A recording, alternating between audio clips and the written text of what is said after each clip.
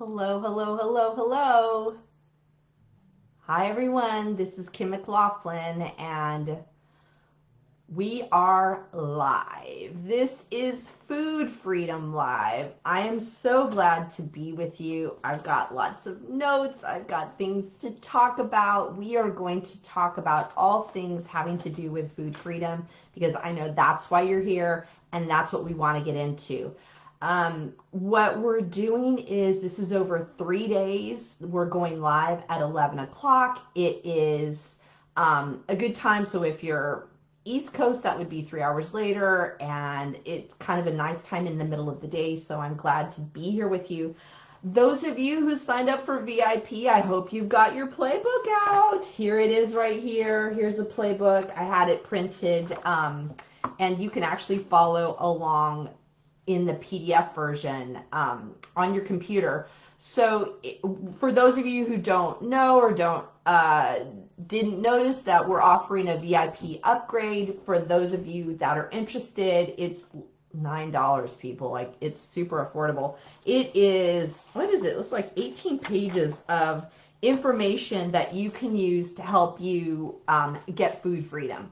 And it's also got, so it's got the playbook, and then it's also got success skills. So it's got this opportunity to learn about overeating, learn about what doesn't work, but then also start focusing on how you're going to release into something new. I'm very proud of it. I'm pleased with it. So go on the VIP. I will put the link at the end in the chat or at the end in the comments so that you can get the playbook if you're interested. I don't know why you wouldn't. So you get the playbook, you get the success skills, and then thirdly, you get an hour with me. It's next week. We're going to do an hour Q&A. You get to talk to me about what's going on with you. You get to share with other people what's going on, and we're going to have a really good conversation. So sign up for the VIP. It's really valuable and good. And like I said, I'm going to put it in the comments below so you can get it later. So that is where we're starting. We are talking 3 days about food freedom. Today we're into diet mindset. And it's the starting spot that I like to go to is to talk about diet mindset because it is the place that really kind of, we got to get clear on what dieting means to us and why do you diet? Because when people want food freedom, what they tell me is, I want to lose weight. I don't like how I look. I hate my body. People have used the H word, the hate word, that they hate their body. And they also tell me they hate themselves. And that just makes me I feel sad when I hear that because there literally is a solution, a way out of that, a way of feeling horrible about yourself. But first we've got to start talking about the diet mindset and why diets don't work. And that is a radical concept to say that diets don't work. And I'm going to give you some, let me get in here. So first I'm going to talk, so what I want to first go over with is what the stats are about dieting. Get this, diets.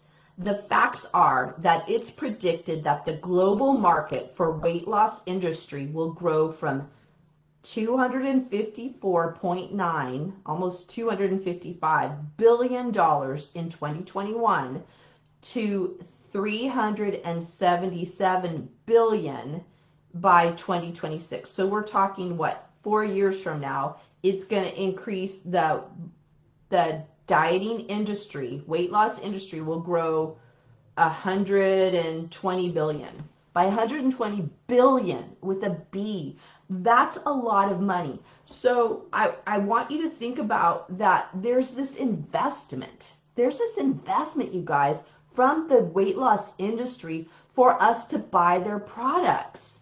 It's not about us and what really works and what makes us feel good. It's about getting us to buy these products, these services, this type of food, and then making us feel bad when it doesn't work. Because what we know is that when we diet, you guys know this, when you diet, you end up regaining the weight.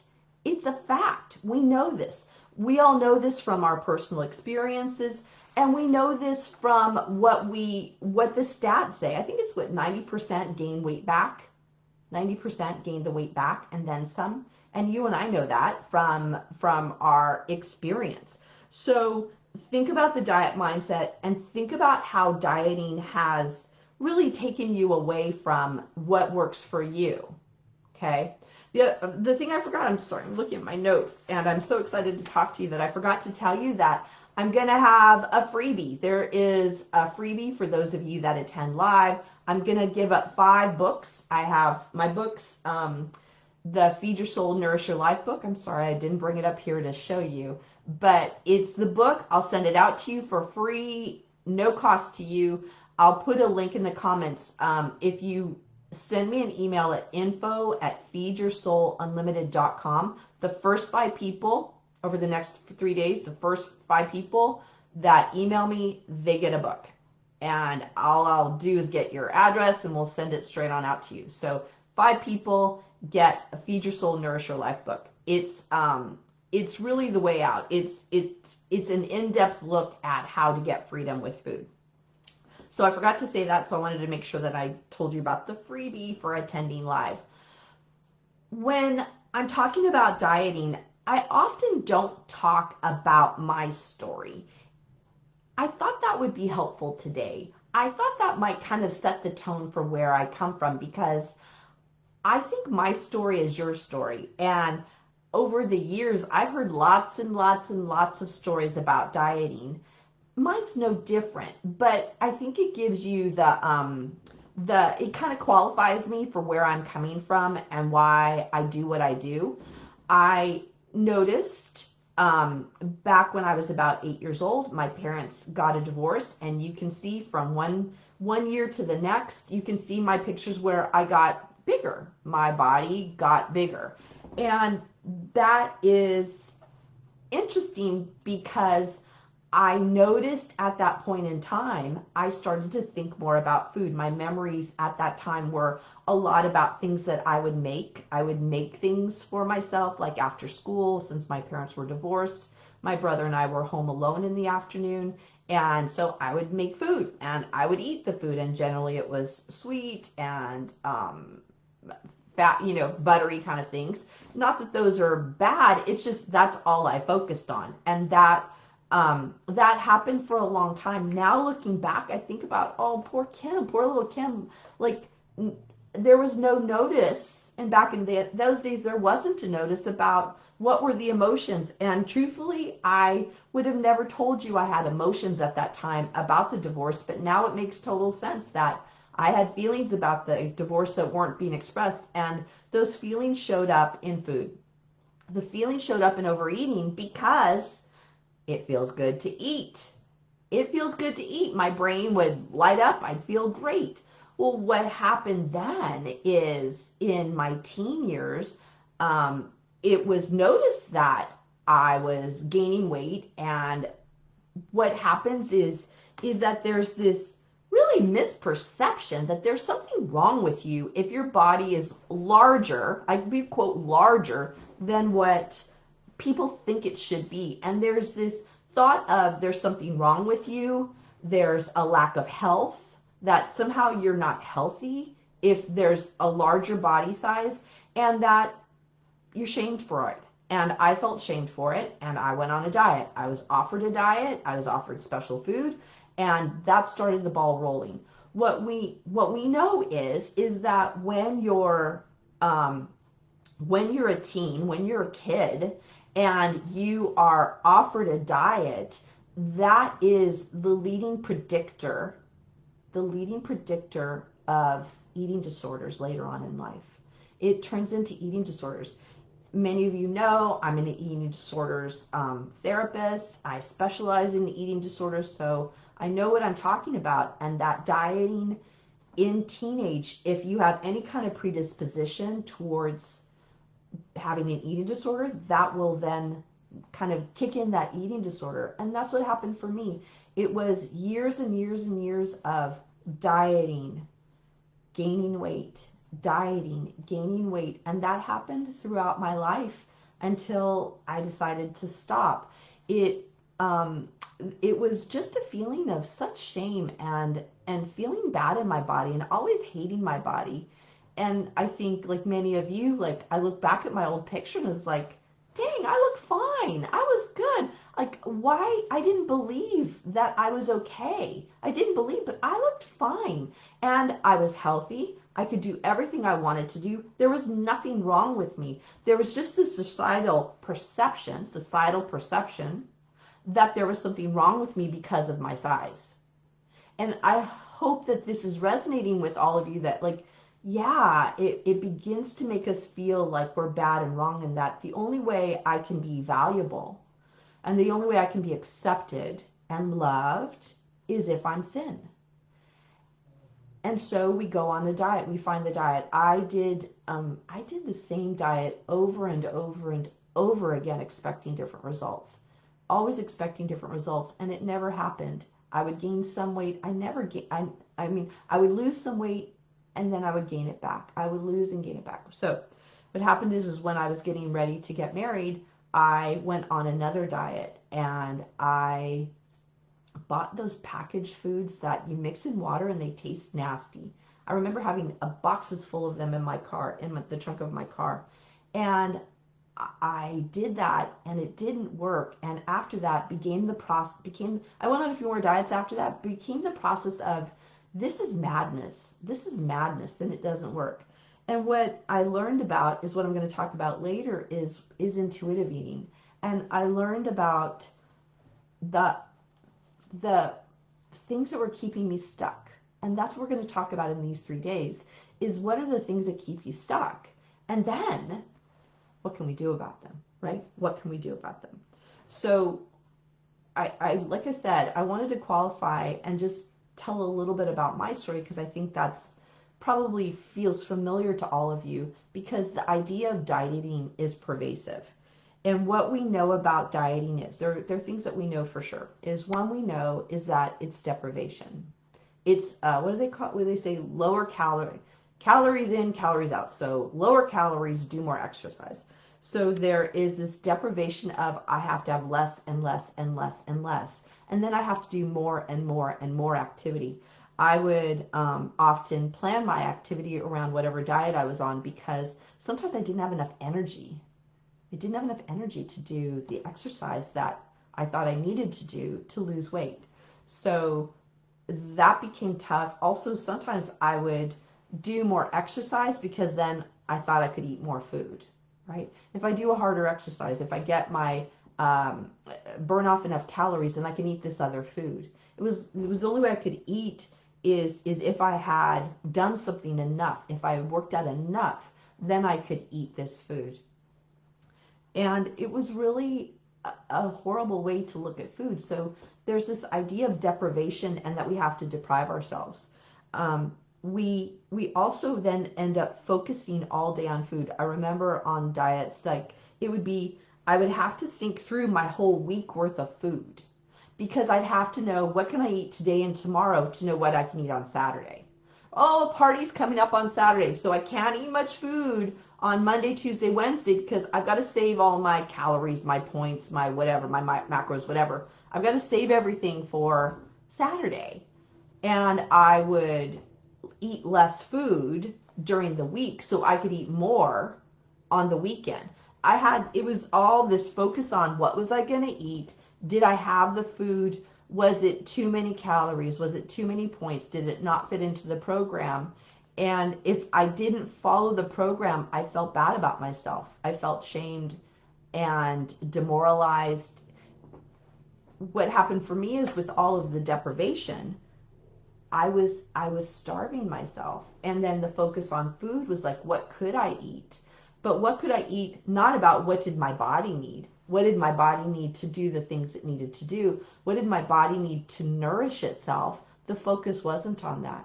The focus was on, how do I fit within this box, this framework? And also, there was no focus on, did I like the food? I remember eating, I don't eat them to this day, and they're not so horrible, but they connect with diets. There's two things. Oh my gosh, cottage cheese and Rice Krispies, not Rice Krispies, but those rice bars, that you put stuff on top of them. I'm not thinking of the right name for them. Rice cakes, that's what they are. Oh, when I look at those, I always think of diet. And so they're just not necessarily my food anymore, because the association is so huge for me about dieting that there are some foods that I just don't want to eat because it reminds me of all that dieting mindset. So that focus on food is part of that diet mindset, right? The third thing is that what do we know about diets is that it begins to categorize foods as good foods you're supposed to have, right? And bad foods that are off limits. And foods that are off limits generally are fat, salty, sweet, high calorie, or off whatever the program is, right? If it's a keto diet, then no carbs, or breads. And so it's whatever the diet tells you. Those foods are bad, and we can't have them, right? These foods are good, which are low calorie or fit whatever into that diet. And so we categorize them as good and bad. And it would often be like, I'd ask people like, so, what do you want to eat? And they'd have to think of, well, what diet am I on, and what can I and can't I eat? What can I and can't I eat? Oh my God. There's no thought about what do I want to eat, what fuels my body, what feels good in my body, what satisfies my body. There's no look at that. And so we categorize as good and bad, and we don't want to have the bad food. Oh, I can't have that. That's bad. How many times do you say that? How many times do we hear that? That's bad food. I can't have that. And bad food generally means it's not very satisfying. I'm sorry, good food. The good food is it's not satisfying.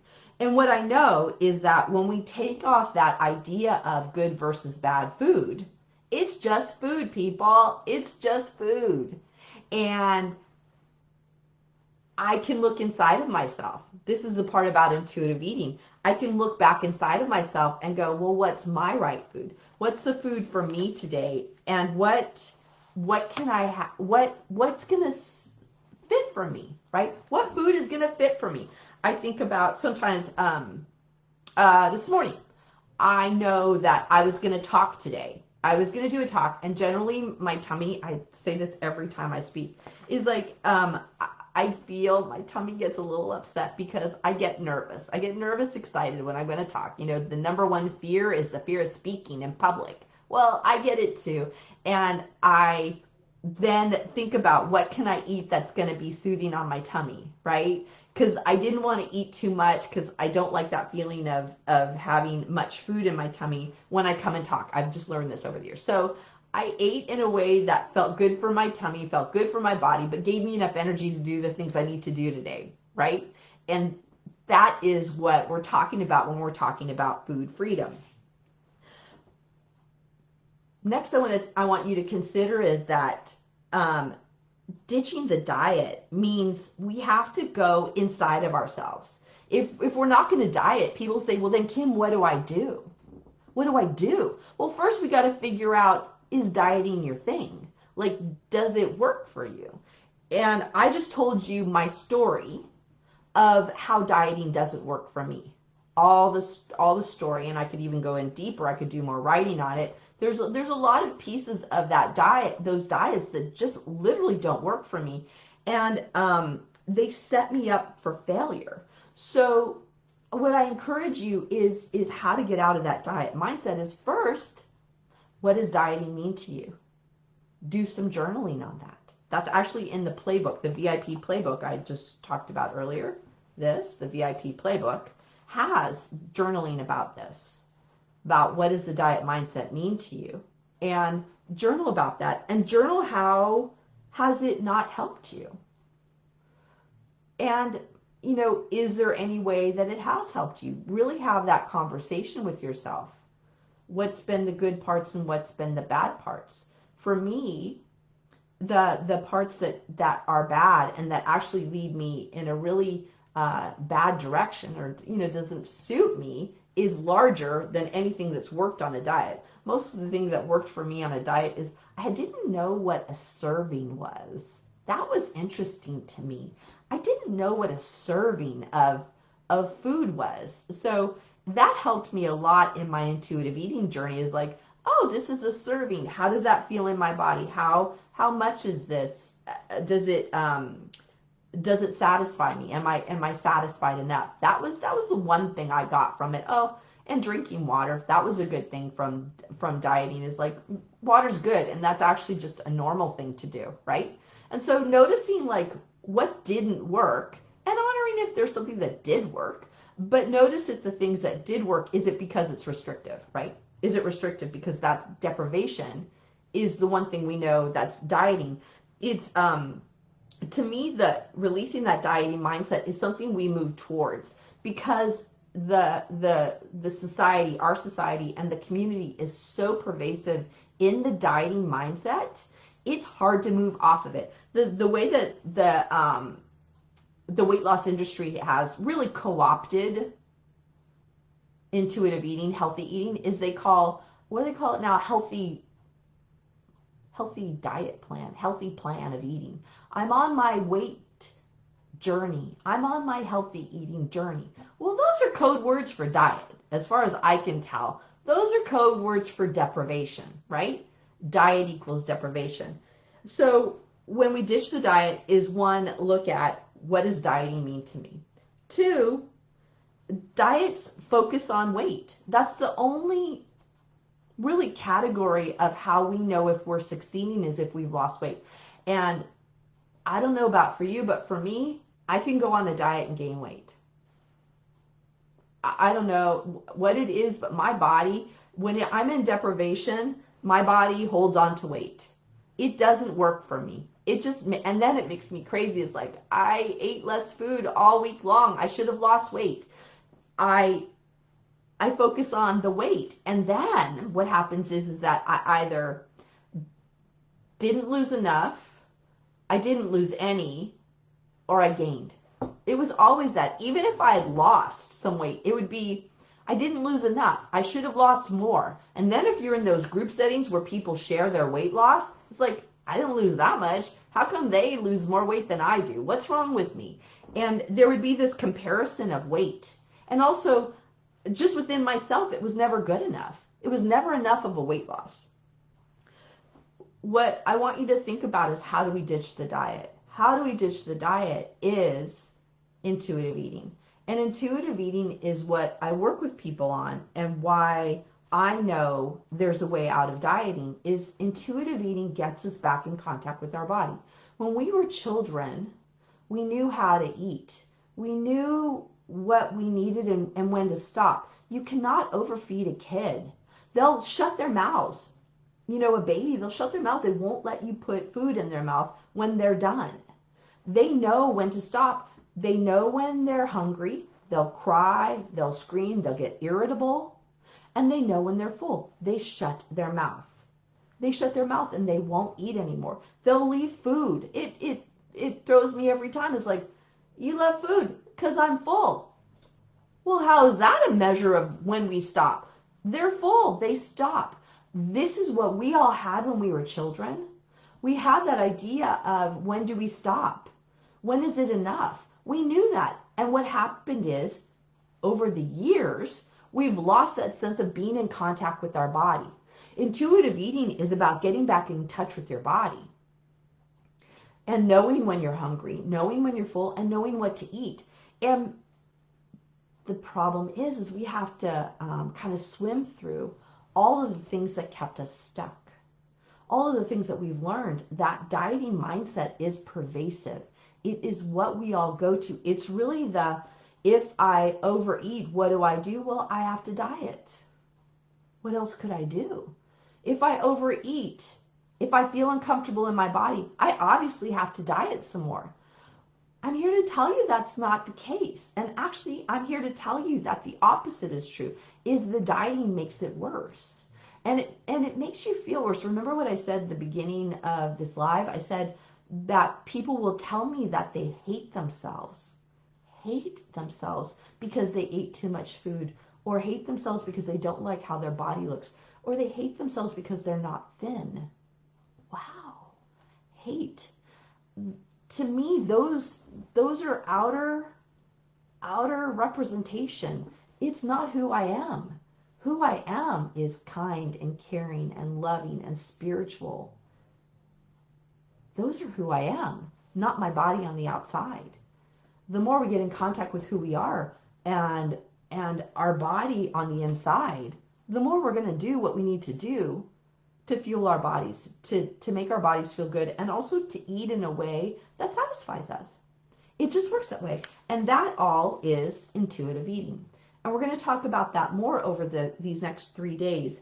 I hope you're liking what you hear. I hope that this is kind of pushing a little button in a kind way, because I don't want to say ditch the diet and not tell you what to do or not give you any other options. But we got to move through that idea of that dieting mindset, because those, what did I say? It was a $255 billion industry at this point in time. They're very fierce, and they've got us wrapped around his finger. You know, they're pulling us. And I want to pull you in a different direction to help you look at something different.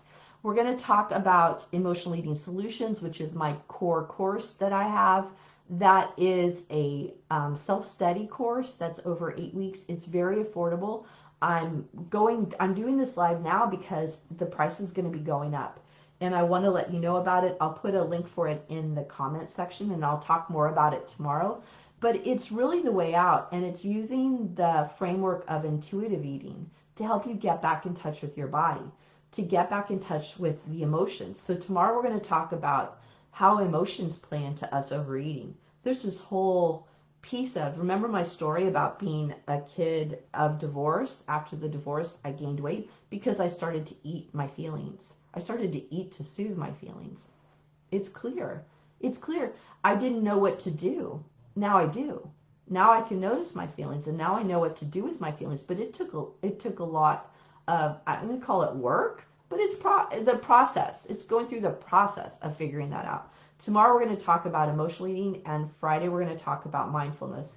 And truthfully, I have to apologize. Mindfulness is that part of the program that I don't talk about enough, and I've really been thinking about mindfulness more and actually how much I use it, and I don't talk about it. So I'm talking about it more on these lives to make sure that you know how to use mindfulness. So for as much as I say you want food freedom and dieting's not the answer, I'm going to give you the answers. I'm going to give you the ideas. So don't go away. We're going to talk about it some more. But just over tonight, I encourage you to get in that idea of what is dieting to you and what has it meant to you. Watch how you eat tonight. Watch and feel if you know when you're hungry. Do you know when you're full? Do you know what your right foods are? We don't talk in this program. We don't talk about specific foods. I'm not a nutritionist. I'm not a doctor. I can't and won't tell you what to eat. But I can tell you how to get in touch with your body so that you'll know what works for you. Because we often know what our body needs. We just don't do it because we're so stuck in that mindset. That's why today I want to work on ditching that mindset, getting rid of it, because it's what's going to keep you stuck. That mindset's what keeps you stuck, and it keeps you going back to what doesn't work. Remember, that dieting industry is committed to having this not work for us. I want it to work for you. I want you to learn how to have freedom with food and not rely on a diet to have freedom with food. There's a way to do it. So we're going to talk about that over the next 3 days. Think today about ditching the diet mindset. If you want to sign up now, you can sign up for Emotional Eating Solutions. Like I said, it's an 8-week self-study. What I've done is, for all of you, I'm adding in, when I increase the price next month, I'm going to do some add-ins on calls where we talk with each other. And you're going to get in on that. So you're going to get in on the price right now. When I raise the price, that's going to be part of the program. Now it's kind of the secret that I'm doing for all of you to get us going and get us started before I raise the price. So I wanted to come on live to give you guys options about what to do. But don't go away, because we have 2 more days. The other thing I wanted to remind you of is that anybody who comes on live, you have the opportunity of winning a prize. And that is one of my my book, Feed Your Soul, Nourish Your Life books. I'm sending them out to 5 people over the next 3 days. The people who email me their information, I need your address and your name. I'm sending you out a book. First 5 people for free. The address you send it to is info@feedyoursoulunlimited.com. feedyoursoulunlimited.com. I'll put that down in the comments also. I have quite a few things to put in the comments, so you'll know where to send it to. I'd love to send you a book. I'm so happy that you came here.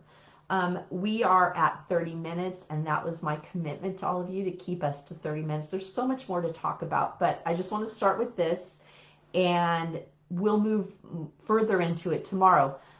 I want to thank you all for coming, because I know there are hundreds of other places you could be right now. There are so many other things that you could do, and things that are pulling on you, and that you sat for this and you gave yourself the gift.